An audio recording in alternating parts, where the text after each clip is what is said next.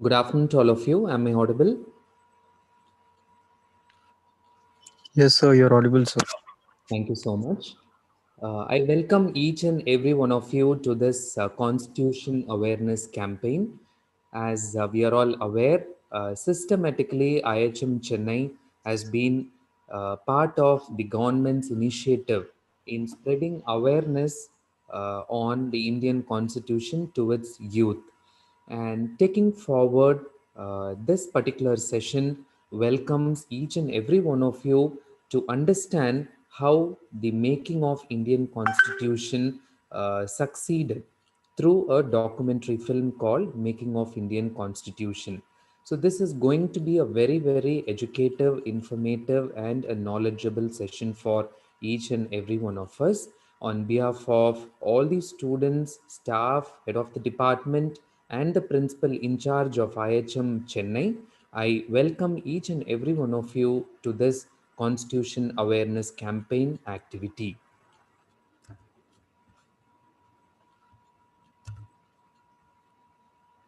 To give a small briefing about the Constitution of India, the Constitution of India is the supreme law of India. The document lays down the framework demarcating fundamental political code, structure, procedures, powers, and duties of government institutions and sets out fundamental rights, directive principles, and the duties of citizens. There is something very unique about our constitution. So, there are 8 special features that contribute to the success of the Indian constitution. The first one is this is the world's longest constitution. The second one, it's derived from various sources.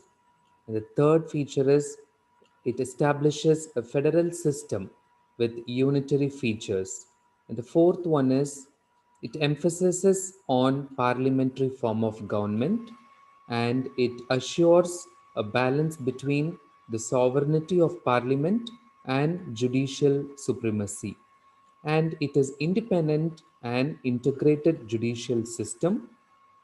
It ensures directive principles of state policy and it is a combination of rigidity and flexibility. As citizens of this country, we are to be very proud of having such a vast, unique, and a longest constitution. So now we would move on to the documentary film Making of Indian Constitution. We will get an idea as to how different leaders of the years made its way through doing this constitution.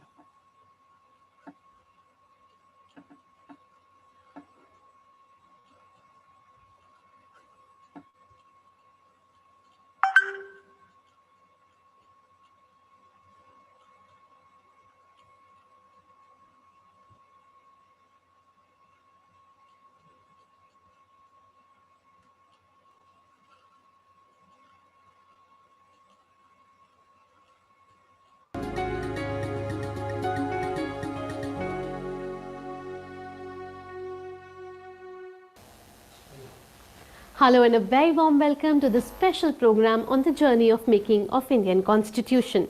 India, also known as Bharat, is a union of states. It is a sovereign, socialist, democratic republic with a parliamentary form of government.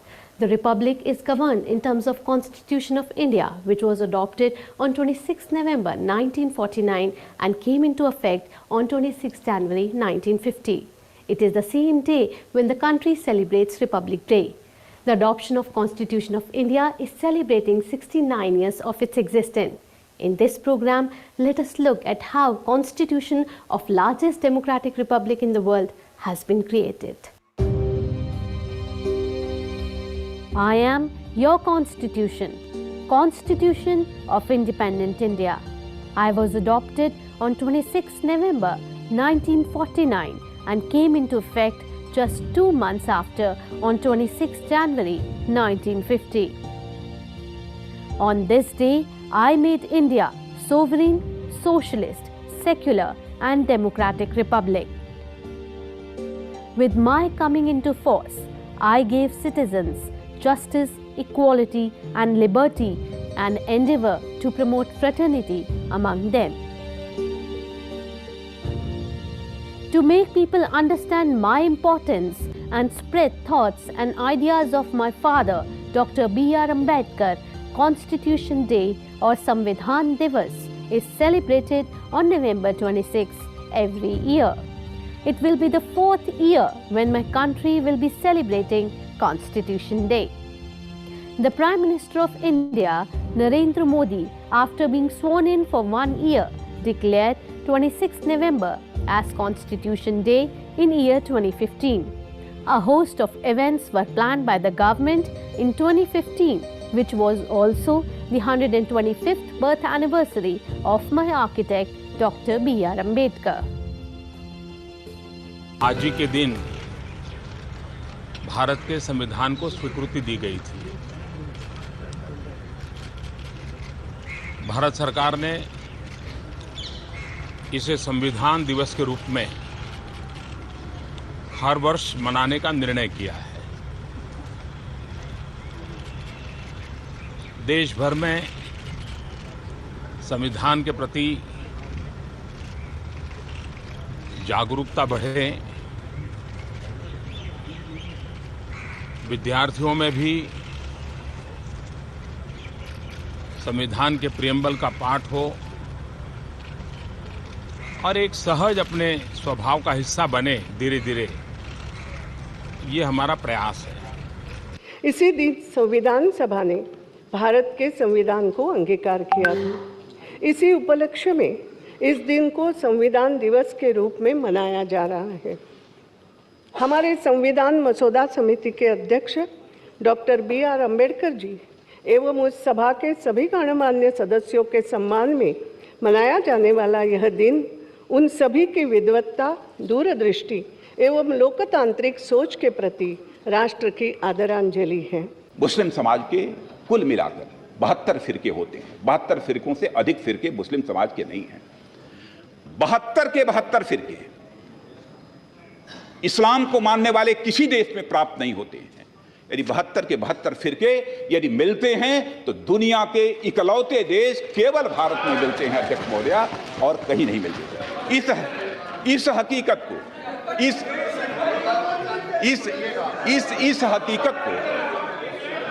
इस हकीकत को बाबा साहब भीमराव अंबेडकर समझते थे, इसीलिए उन्होंने secular शब्द का प्रयोग नहीं किया। The citizens of India pay great tribute to the framers of me. They view that it is this holy book that gave them the right to choose their representatives and consequently also subject to certain duties and obligations. संविधान हमारे देश का एक बहुत बड़ा पर्व है। हम इसको बड़े ही अपने आत्मीयता से मनाते हैं और इसको एक आत्मा मानते हैं और हम उस पर पूरा का पूरा विश्वास रखते हैं। संविधान पे हमें विश्वास है, पर लग रहा है कहीं ना कहीं संविधान is being twisted for the vote bank. हम आज के समय में देखते हैं कि स्कूलों में गीता पढ़ाने के लिए, रामायण पढ़ाने के लिए बोला जाता है, पर हमारे देश में कक्षाओं में, स्कूलों में संविधान को पढ़ाने के लिए कोई एक खास रुचि नहीं बनाई जाती। संविधान उतना ही ज़रूरी है किसी भी देश के लिए जितना कि एक व्यक्ति की रीढ़ की हड्डी।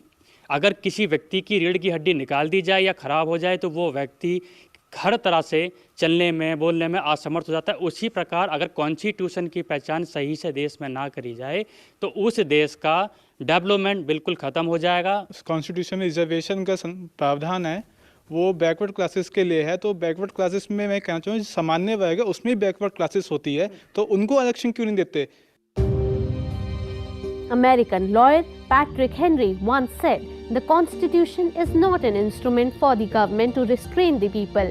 It is an instrument for the people to restrain the government." My power can be defined from the fact that I am country's supreme law and defines the framework of basic political principles.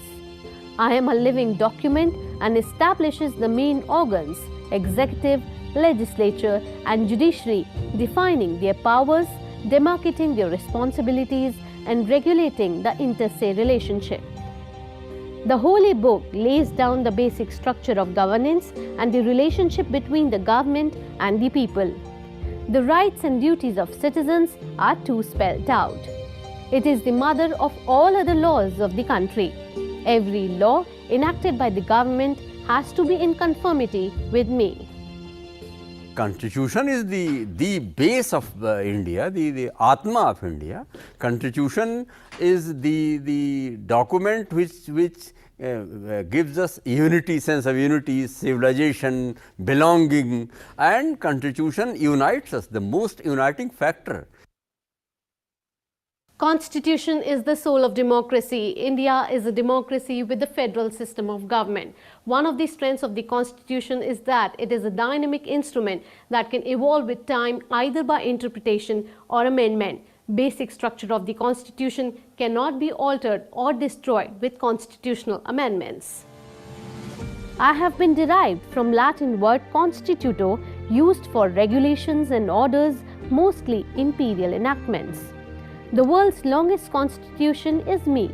At my commencement, it had 395 articles in 22 parts and 8 schedules. It consists of 80,000 words, making it the second largest active constitution in the world. Currently, it has a preamble, 25 parts with 12 schedules, 5 appendices, 448 articles, and 101 amendments. India's constitution is perhaps the most voluminous constitution in the world, which is true. It had to be, because India was in a way a continent. It is not a country, it is a continent where so much diversity, language, religion, culture, all kind of things, okay? And therefore, Constituent Assembly had to draw a samjhota. Certain things cannot be compromised. So those were reasons. And to me it appears India's constitutional democracy has functioned very well. I have a long history before my adoption coming in effect. The seeds of me were sown many years prior of giving birth. The process of my evolution began decades before India became independent in 1947. My origins lie deeply embedded in the struggle for independence from Britain and in the movements for responsible and constitutional government in the princely states. Leading constitutional expert Subhash Kashyap explains the importance of me and says that I provide a medium to people to be governed by a system. Constitution is not merely the name of a book. It is not merely an inert document, but it is a living, dynamic process. It is always in the making. Let's take a look at how I was created. India first came into contact with the West in the early 18th century when it was annexed by the British East India Company. It was the Constituent Assembly and Constitution Draft Committee that were formed to draft me. Lakhs of Indians sacrificed their lives during my evolution. The ancestors fought for freedom for hundreds of years. After every revolt, some rules were introduced in the form of reforms. The story started way back in 1600 when Britishers came to India as traders. The historical underpinnings and evolution of me can be traced to many regulations and acts passed before Indian independence. It can be seen under two broad heads, the East India Company rule and direct ruling under British Crown. The Company rule started in 1773 and ended in 1858. The Act that come under Company rule are Regulating Act of 1773, Pitt's India Act of 1784, Charter Acts of 1833 and 1853. The Crown rule that started from 1858 and ended with Indian independence in 1947 had acts, Indian Council Acts of 1861, 1892 and 1909, Governments of India Acts of 1858, 1919 and 1935, and Indian Independence Act of 1947. Constitution of India has been in the making throughout the colonial period, and through various regulating acts, Council Acts and Government of India Acts. And the Constitution as came out of the Constituent Assembly was very largely an adaptation or adoption of the Government of India Act 1935 with suitable modifications and changes. In the year 1858, after the revolt of 1857, British Crown assumed direct responsibility for the governance of India. The revolutionaries associated with the freedom struggle of 1857 also tried to frame me, but this work could not be completed due to reinstatement of the British in September. On November 1, 1858, Queen Victoria held a great darbar in Allahabad. Lord Canning set forth the royal proclamation which announced that the Queen had assumed the government of India. This proclamation declared the future of India. The East India Company rule lasted until 1858 with the Government of India Act 1858 after the revolt of 1857. This was the first statute enacted for governance of India under the direct rule of British government. The British government assumed the task of directly administering India in the new British Raj. During this time, journalist and editor of Hindu Patriot Harish Chandra Mukherjee wrote an article demanding the formation of Indian Parliament. The developments led to the passing of 1861 and 1892 Indian Council Act. These acts constituted the governing council of the Governor and the Governor-General and designated their powers. Subsequently, the Indian Councils Act 1909 or Minto-Morley reforms was passed in an attempt to widen the scope of Legislative Council, placate the demands of moderates in Indian National Congress, and to increase the participation of Indians in the governance. At the time, the seat of Secretary of State was with Lord Morley and the Governor-General was Lord Minto. The Act enlarged the size of the Legislative Council, both central and provincial. It introduced separate and discriminatory electorate. The electorate was decided on the basis of class and community. For the provincial councils, a provision of 3 categories were made, that is general, special and chambers of commerce. However, for the central council, a 4th category, Muslims, was added. This was for the first time that the seats in the legislative bodies were reserved on the basis of religion of Muslims. It was for the first time an Indian became a member of the Viceroy's Council and became a member of the British Ministry. He was Satyendra Prasad Sinha. The Britishers were sowing seeds of appeasement in the name of reforms, and many acts were passed by British Parliament. In this continuation, Government of India Act 1919 was passed to further expand the participation of Indians in the Government of India. This act is also called Montagu-Chelmsford Reforms or simply Montford Reforms. The Government of India Act 1919 had a separate preamble. The spheres of the central and provincial governments were demarcated by a division of subjects into central and provincial. The scheme of dual governance, diarchy, was introduced in the provincial subjects. On August 20, 1917, British government made a declaration that the policy of His Majesty's government is that of increasing association of Indians in every branch of administration and gradual development of self-governing of institutions. The Act introduced for the first time bicameralism at centre. Mahatma Gandhi's statement in 1922 proved fight against Britishers. He said, "Swaraj will not be a free gift of the British Parliament. It will be a declaration of India's full self-expression. That it will be expressed through an act of Parliament is true. Swaraj can never be a free gift by one nation to another. It is a treasure to be purchased with a nation's best blood. It will cease to be a gift when we have paid clearly for it." The leaders of the national movement started demanding for grant of responsible government in India from 1890 onwards, and by 1916 the voice of desire to have me was loud and clear. In response to the continuous demand of the national movement, the British government appointed all-white Simon Commission in November 1927 to recommend changes in me. The Secretary of State, Lord Birkenhead, challenged the Indian to prepare a draft of me. Leaders of the nationalist movement responded to the challenge by drafting the Nehru Report. The report was also called Motilal Nehru Report 1928 and was released by All India Congress Committee. The Nehru Report reads like what it claimed to be a constitutional document. It is written in a legal style and contains 22 chapters and 87 articles. When the Indian leaders were gearing up to bring me, the British Parliament brought Government of India Act 1935. It was the longest act enacted by the British Parliament at that time.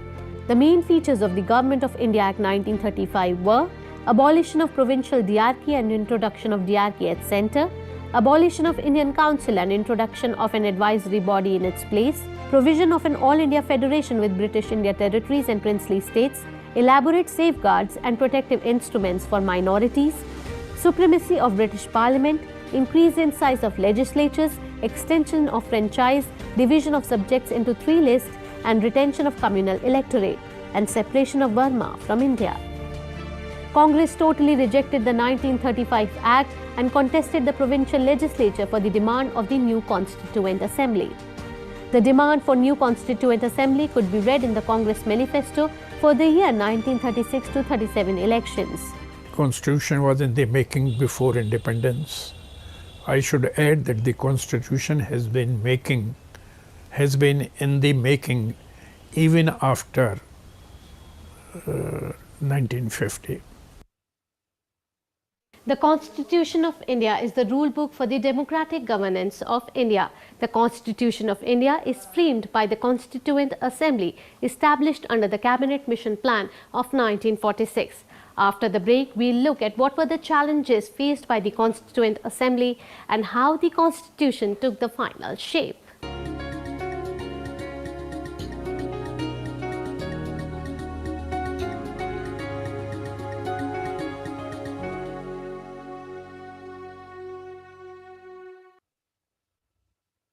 Welcome back after the break. You're watching a special series on the journey of making of Indian Constitution. 26th November is celebrated as Constitution Day or Samvidhan Divas. The Constitution took a significant amount of time to be framed. The drafting of Constitution is now considered to be a monumental feat of democracy for which the members deserve immense respect. The idea of Constituent Assembly for India was put forward for the first time by M.N. Roy in 1934. Until May 1, 1945, there was no important work done in the direction of framing me. After July 1945, the Cabinet Mission drafted a constitution building work to build one member from 10 crore population.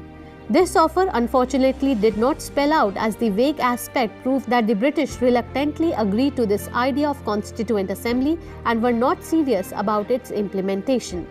The Congress Party started on a fresh note and initiated the individual civil disobedience movement to register their protest. In 1942, the British government appointed Cripps Mission. The Cripps proposals categorically stated that framing me would be the sole responsibilities of the Indians alone.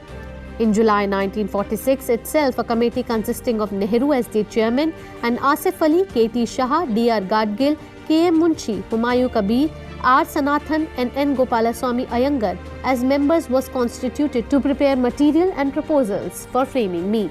The Constituent Assembly met for the first time in New Delhi on 9th December 1946 in the Constitution Hall, which is now known as Central Hall of Parliament House. On 11th December, Dr. Rajendra Prasad was chosen by election as the first permanent chairman of the Assembly.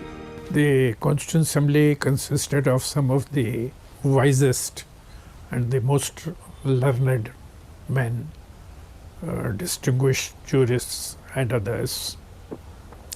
And in their wisdom, they decided largely to continue the system that had already been developed. And they made only the minimum necessary changes resulting from the independence of the country. Overwhelmed and jubilant, the honourable members sat in semicircular rows facing the presidential dais. The desks, which would be warmed electrically, were placed on sloping green carpeted terraces. Those who were sitting in Constituent Assembly, they were men of very broad heart and broad shoulder. and they had such a great accumulated experience of working in a society and understanding of other societies also.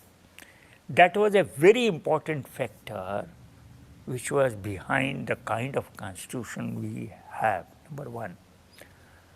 And it is because of their experience, what they did, before they started making their constitution, they kept in their views all kind of constitutional which were in operation at that time. And they also kept in mind the ethos of Indian society.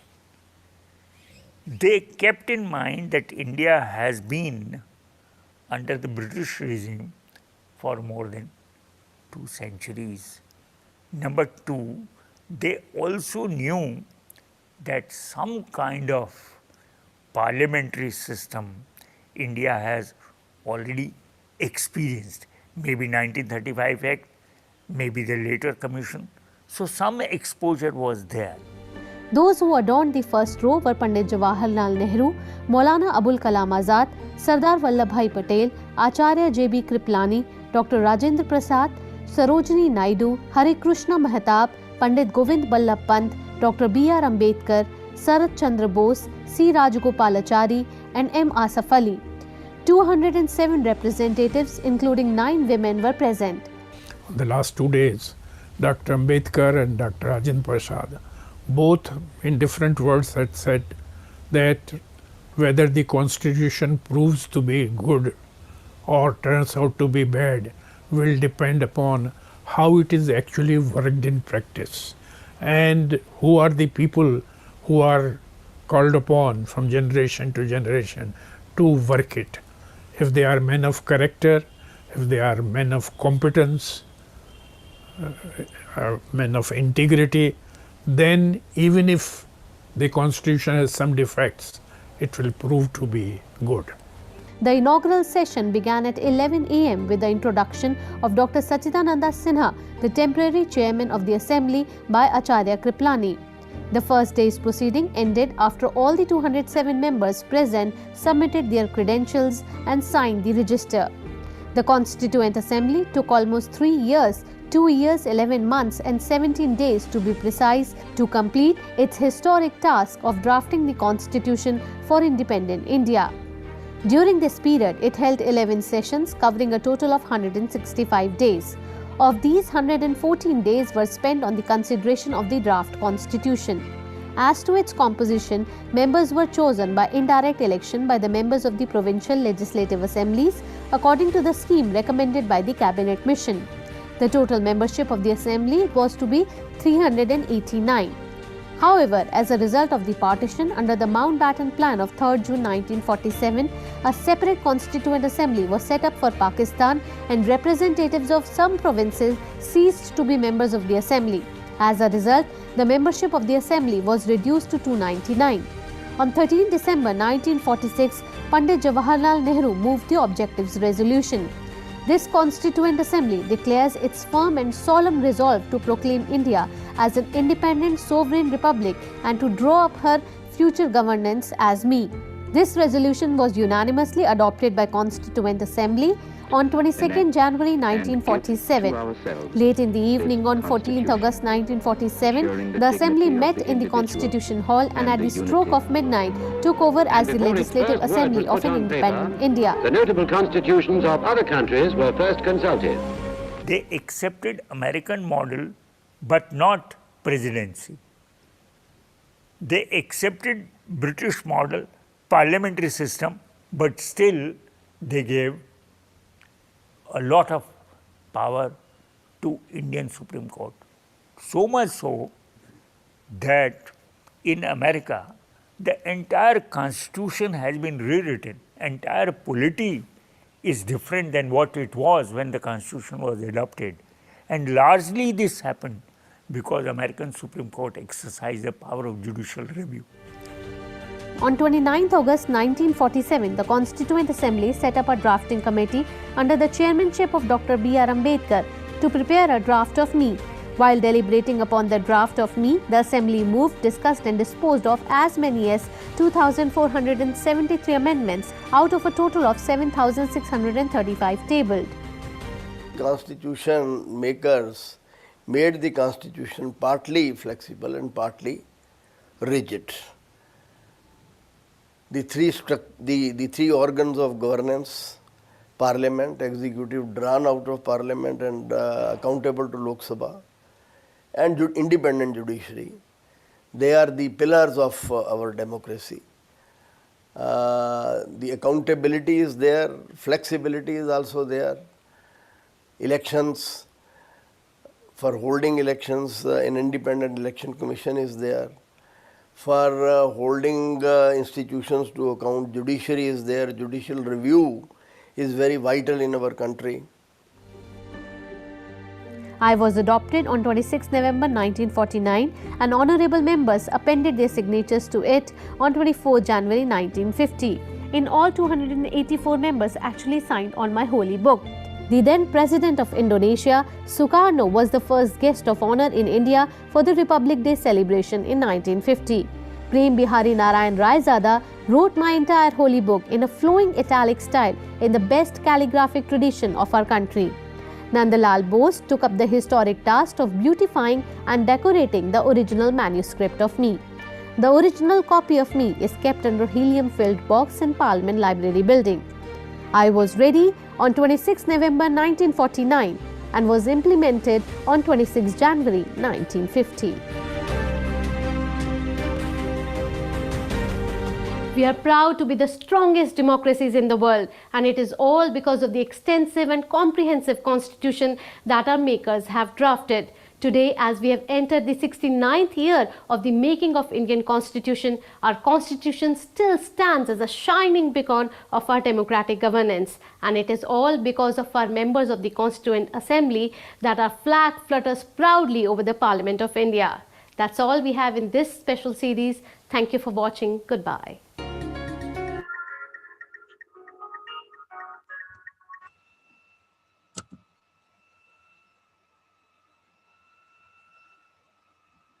That was a very nice video. Thank you very much, Yashovardhan, for your wonderful feedback and comments. Yes, thank you, Yashovardhan. Dear all, we just watched the beautiful documentary, Making of the Indian Constitution.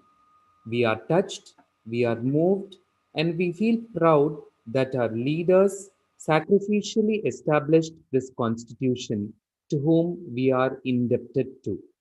This has been well handled by all the prime ministers since its founding. And today, we, the future of our country, are called to maintain and follow the constitution religiously. Let's take a firm decision towards upholding our constitutional values to the highest level.